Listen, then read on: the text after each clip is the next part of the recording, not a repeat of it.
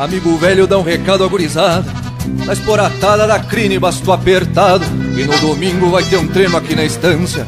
Já tô com ânsia de espetar meus aporreados. Minha tropilha tá com folga dos rodeios, 2 meses e meio que tão soltos na invernada. Tô só com os buenos e os tramposos eliminei, pro salame carreguei e até a pizza tostada. Se a gurizada do Alegrete nos rodeios não fazem feio ao montar na matungada, é que na folga do serviço ou dos estudos se ajuntam tudo pra treinar a gineteada. Sou tropilheiro e na minha contribuição e de mão em mão repasso meus aporreados.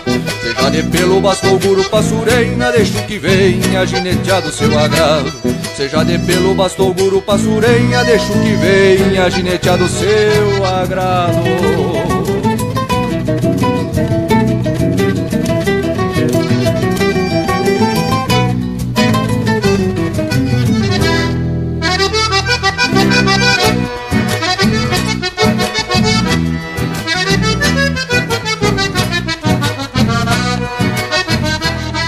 Zaino torto vem de tempo sem parada, nesta jornada veaqueando pelos rodeios. Sacou de cima muito índio topetudo, que garronudo escorava tempo feio. E a tobiana e a gateada douradilha, que os piá da vila andam louco pra montar.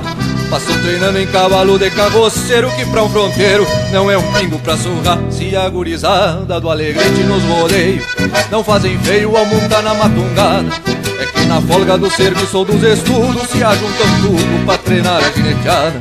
Sou tropilheiro e na minha contribuição e de mão em mão repasso meus aporreados. Seja de pelo, bastou, guru, passurenha, deixo que venha gineteado seu agrado. Seja de pelo, bastou, guru, passurenha, deixo que venha gineteado seu agrado.